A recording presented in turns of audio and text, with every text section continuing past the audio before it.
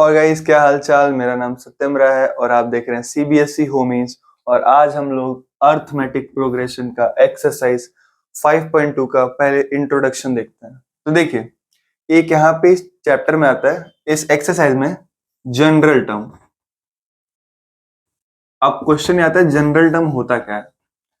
मान लीजिए हमारे पास कोई एक अर्थमेटिक प्रोग्रेशन है जिसका पहला टर्म क्या है A1, दूसरा टर्म क्या है A2, तीसरा A3 और ऐसे ही करते करते एक लास्ट टर्म है जिसको AN बोलते हैं। AN आपका क्या होता है लास्ट टर्म, लिख देते हैं। ठीक है, अब हमें इस AN की वैल्यू निकालनी होती है जनरल टर्म में। ठीक है, जैसे देखिए A1 जो पहला टर्म होता है उसकी वैल्यू क्या होती है A, A2 जो दूसरा टर्म होता है, इसको याद रखने का टेक्निक क्या होता है, जो भी टर्म है उसमें एक A तो आता ही आता है और एक कॉमन डिफरेंस आता है जिसको हम D बोलते हैं। आप पहले लेक्चर में देख लेना, मैंने बता रखा है। D कितना आता है, यहाँ पे जो 2 है उससे एक कम आता है, तो 2 है तो कितना 1 है, कितना D आएगा 1। सिमिलरली A3 के लिए चेक करते हैं। A तो सबके में आएगा ही आएगा और D आएगा। D कितना आएगा, जितना दिया है उससे एक कम। ठीक है, ये तो नॉर्मल दिख रहा है। ऐसे ही A4 का क्या होगा, A प्लस D और कितना एक कम, तो 3D। सही है, अब हम ऐसे AN का निकालते हैं। यही है जनरल टर्म। AN कैसे आता है, देखो A तो सब में ही आता है और D आता है। D कितना आता है, जितना दिया है उसमें से एक कम, तो क्या आएगा A प्लस N माइनस 1। समझ में आया, N था, N में से एक कम तो N माइनस 1D। और ये यही आपका होता है general term of an AP।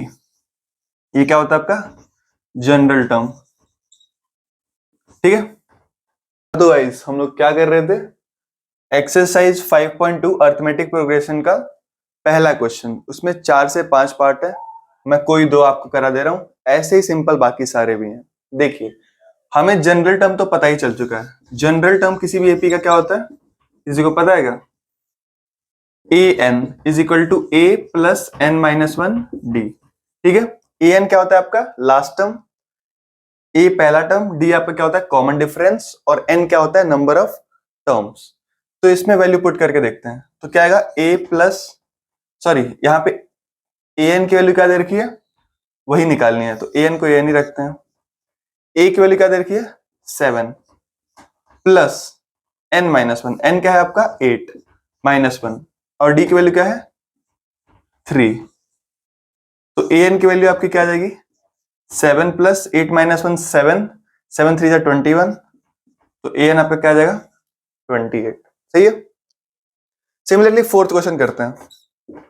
Fourth question में क्या दिया हमें, AN हमें दे रखा है, AN कितना है 3.6 इज इक्वल टू A की वैल्यू आपकी क्या है माइनस 18.9 प्लस N माइनस 1, इसी की वैल्यू निकालनी है N माइनस 1 और D आपका कितना है 2.5।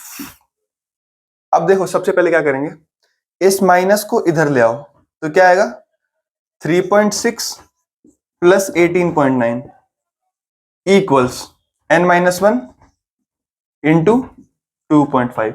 सही है, 18.9 में 3.6 ऐड करके देखते हैं।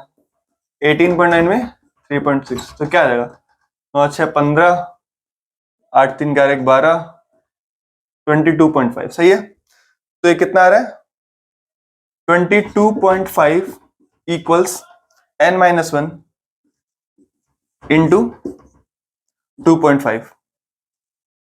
अब देखो एक चीज पता है आपको, पॉइंट हटाते हैं तो जितने नंबर है उतने जीरो आते हैं, नीचे 10 आएगा, यहाँ पे भी 10 आएगा, ये 10 से ये 10 कट गया।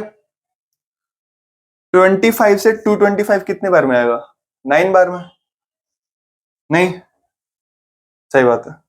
तो N माइनस 1 की वैल्यू क्या आ गई 9, तो N की वैल्यू क्या आ जाएगी 10। ऐसे ही बाकी सारे क्वेश्चन है, कैलकुलेशन है, जस्ट थोड़े मोड़े इधर उधर सारे क्वेश्चन बाकी हो जाएंगे। तो हम पहुंच चुके हैं सेकंड क्वेश्चन पे, एक्सरसाइज 5.2।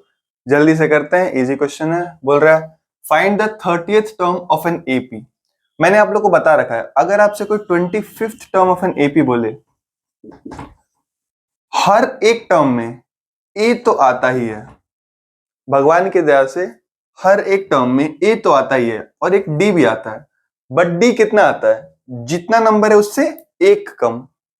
समझ में? तो ऐसे ही A30 क्या होगा, A प्लस 29D। सही है। ए क्या होता है किसी चीज में, आपका पहला टर्म, तो ए आपका क्या आ गया 10। डी क्या होता है, common difference between the two consecutive term. एक बड़े वाले टर्म में से छोटे वाले टर्म को सब्ट्रैक्ट करें, तो 7 में से 10 को सब्ट्रैक्ट करेंगे तो क्या आएगा आपका -3।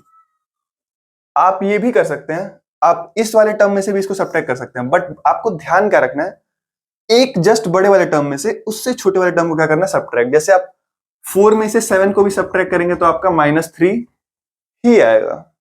तो आपके पास ए आ चुका है, आपके पास D which is your -3। Put करिए वैल्यू, आंसर आइए 10 प्लस 29 इंटू -3। चेक कर लेते हैं, 9 3 27, कैरी 2, 6 7 8, -87 प्लस 10, तो -87 प्लस 10 कितना आएगा -77। हाँ तो गाइस हम पहुंच चुके हैं तीसरे क्वेश्चन पे 5.2 एक्सरसाइज के एपी में। अब देखिए आपको कुछ ऐसे बक्से बना के दिए हैं और बताए हैं कि इस बक्से की वैल्यू क्या आएगी। सोचते हैं एपी में ये क्या होता है, पहला टर्म, तो इसको लिख देते हैं A1। ये क्या होता है आपका दूसरा टर्म, तो ये क्या आएगा A2। और ये क्या होता है आपका तीसरा टर्म, तो ये क्या आएगा A3।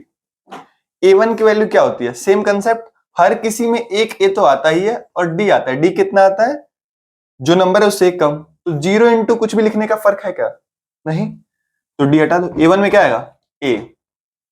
A2 में क्या आएगा, हर किसी में ए तो आता ही है और डी भी आता है, जो नंबर है उससे एक कम, तो ए प्लस डी आ जाएगा। A3 क्या आएगा ऐसे ही, ए प्लस 2D। अब थोड़ा तेज कर देते हैं। A1 की वैल्यू आपको क्या दिया, सॉरी ए की वैल्यू क्या दिया आपको 2, क्योंकि A1 तो ए ही बराबर है।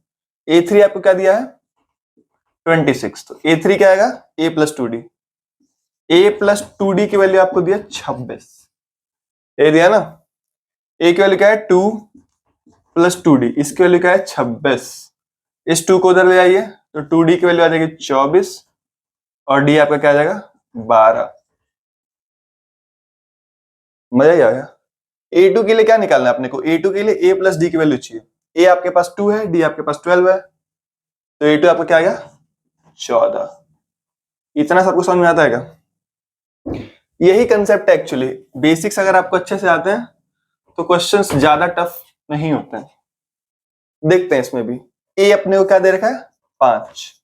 अपने को A2 की वैल्यू निकालनी है और A3 की वैल्यू निकालनी है, और A4 की वैल्यू हमें क्या दी है 9 1/2। इसकी वैल्यू निकाल सकते हो, कैसे निकालते हैं देखो कैसे निकालते हैं। इससे आप इसे क्या करते हो मल्टीप्लाई, 9 2 18 और इसको ऐड करते हो, 9 2 18 और 19/2। तो A4 की वैल्यू क्या है 19/2। मिक्स्ड फ्रैक्शन में a की वैल्यू क्या दिया 5, तो A4 की वैल्यू क्या आएगी, ध्यान से देखो a प्लस डी कितना इससे एक कम, तो आएगा 19/2।